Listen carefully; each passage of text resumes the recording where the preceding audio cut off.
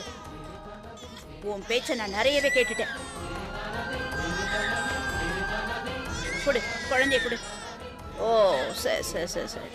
அழாதம்மா, அழாத அழாத அழாத. சரி சரி சரி. என்னம்மா இப்படி அழுவுற? நீ இப்படி அழுதுனா வீடு என்னத்துக்கு ஆகும்? ஒரு வருஷம் வரைக்கும் குழந்தைக்கு பழைய துணி தான் போடணும். அதுதான் மெதுவா இருக்கும். ஆனா உன்னோட அம்மாவுக்கு தான் கொஞ்சம் கூட புத்தியே இல்ல.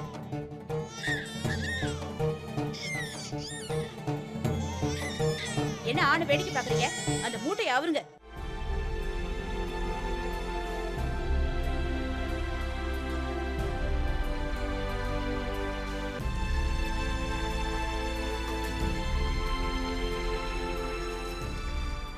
அதுல இருந்து ஒரு துணியை எடு.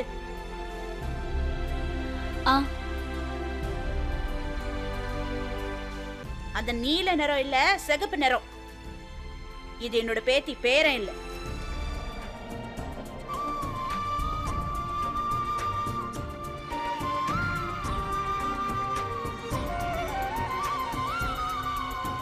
குடு குடு.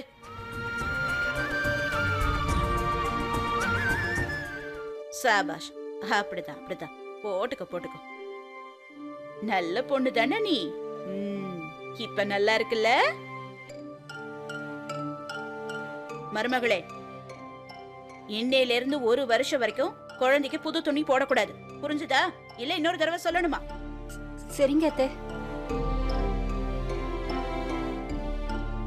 இன்னையில இருந்து குழந்தைக்கு மசாஜ் எல்லாம் நான் தான் பண்ணுவேன். பண்ணி விடுங்க அத்தை. இவ என்ன சாப்பிடணும், எப்ப சாப்பிடணும், எதை சாப்பிடக்கூடாதுன்னு நான் தான் முடிவு பண்ணுவேன். என்ன பேரு வைக்கணும், எப்படி வைக்கணும்னு எல்லாத்தையும் நான் தான் முடிவு பண்ணுவேன். கண்டிப்பா அத்தை. அட குறும்பு காரியா இருக்கியே. உனக்கு தெரியுமா, இப்ப நீ போட்டிருக்கிற துணி உன் அத்தை சுனிதாவோடது. என் பேத்திக்காக நான் பத்திரமா எடுத்து வச்சது. ஆனா உன் ஷாலினி சித்தி இருக்காளே, அவ சரியான முட்டாள். நான் சொல்றத கேட்க மாட்டா. கையல் அக்காவுக்கு புது ட்ரெஸ் வாங்கி கொடுத்துட்டா. அதனால இனிமே இந்த எல்லா ட்ரெஸ்ஸும் உனக்கு தான். நீயே போட்டுக்க. ஏன்னா உன்னோட அம்மா நான் சொல்றதுதான் கேப்பா. இந்த வீட்டுக்கு வந்த நாள்ல இருந்து நான் என்னெல்லாம் சொன்னேனோ அததான் அவ செய்யறா. ஒரு தடவை கூட மாட்டேன்னு சொன்னதில்ல. சில சமயம் எனக்கு கூட இந்த அளவுக்கு மருமக கிடைப்பாங்களான்னு தோணும். நீ பெரியவளா ஆனதுக்கு அப்புறம் இந்த மாதிரி நல்லவளா இருக்க கூடாது.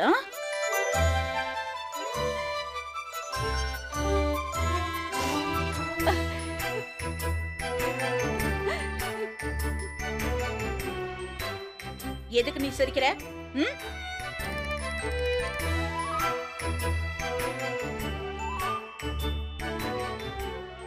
நான் இன்னும் எல்லாத்தையும் பேசி முடிக்கல.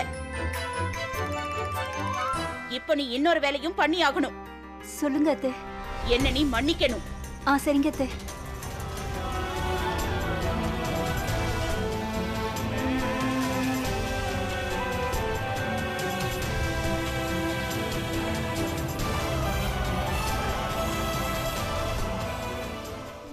எனக்கு தெரியும் மைதிலி, இத்தனை வருஷமா நான் உனக்கு பண்ண கொடுமைக்கெல்லாம் மன்னிப்புங்கிற ஒரு வார்த்தை ரொம்ப ரொம்ப கம்மின்னு எனக்கு தெரியும். ஆனா அதை தவிர எனக்கு வேற வழி தெரியலம்மா. ஐயோ அத்தை, நீங்க எதுக்கு என்கிட்ட குறுக்க பேசாத மருமகளே. 12 வருஷம் நான் உன்னை கொடுமைப்படுத்தி இருக்கேன். சின்ன சின்ன விஷயத்துக்காக நான் உன்னை திட்டிருக்கேன், கத்திருக்கேன், ஏன் அடிக்க கூட கைய.